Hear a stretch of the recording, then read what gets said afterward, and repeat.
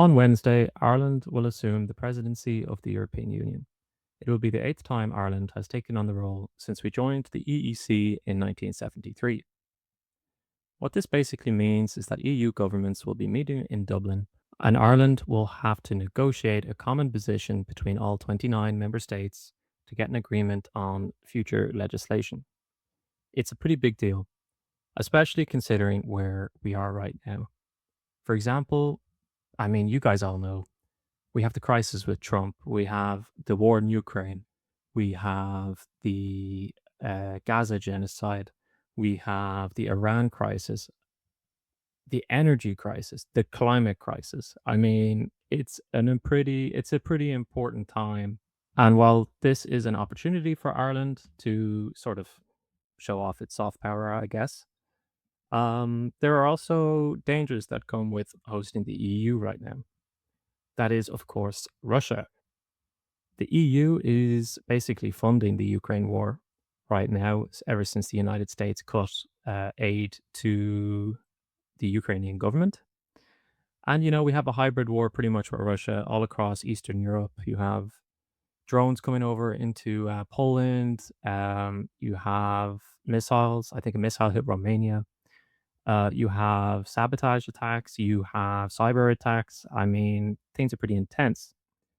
And especially a couple of months ago, when Zelensky visited Ireland, there was a drone spotted over the sky of Dublin.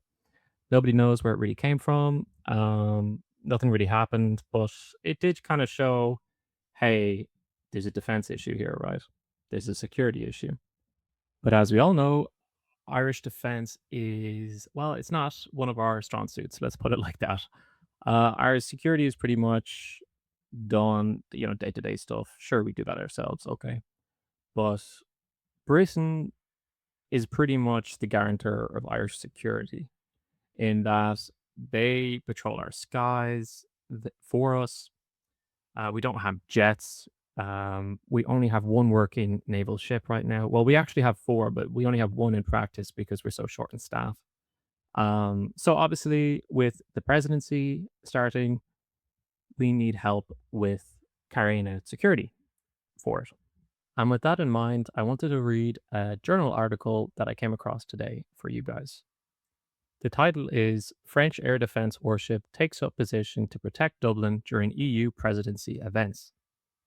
A French air defense frigate has been spotted in the Irish Sea off Dublin Bay as part of a number of additional security measures being taken ahead of Ireland's launch of its EU presidency this week. The ship arrived over the weekend and, according to multiple sources, is between 12 miles and 14 miles off the Dublin coast. Sources have said there were two other military vessels near it. At least one is an Irish naval vessel. The military vessels are masking their presence by not broadcasting on open source shipping tracking software, a standard operating procedure for this kind of operation. The ships were visible on Sunday evening to aircraft flying into and out of Dublin Airport, as well as ferries arriving and departing from the capital. A source that observed the French ship said its air defense radar was visibly spinning and scanning as it took up position just outside Irish territorial waters, which extend 12 nautical miles offshore. The Irish Naval Service does not have any radar capable of identifying airborne threats, so a deal has been struck with France to provide the capability. The French multi-role frigate is a formidable warship with a hugely powerful air defense radar as well as a passive radar system. It customarily carries an arsenal of anti-air missiles as well as deck guns. It also has the capability to engage surface targets and submarines. I don't have to spell it out for you guys. This is a moment where we should be showing Europe that we are taking the wider kind of political landscape seriously. And yet, we have French ships off Dublin Bay to protect them while they visit us. It's not great.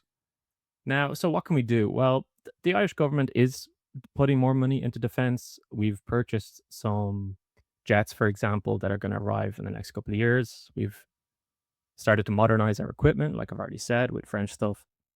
But retention and kind of growing the membership of the Irish Army, Navy, Air Force, it's going to take a lot of work. There's a high turnover. A lot of people leave, and it's kind of a hard thing to reverse. They've tried to up the wages, and they have, but it's still not very attractive for people career wise.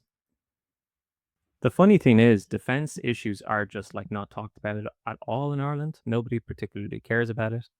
You've had a lot of European countries that have sort of woken up the last couple of years, ever since the invasion of Ukraine, and started taking their security more seriously. It hasn't really happened in Ireland. And the most kind of the parties that take it seriously the most would be Fianna Fáil and Fine Gael, but of course they've been in government decades, and they're the reason why our military is so under-equipped. Do you think they're going to reverse that? I mean, maybe, given enough time, but it will not be in time for the EU presidency, which is starting on Wednesday.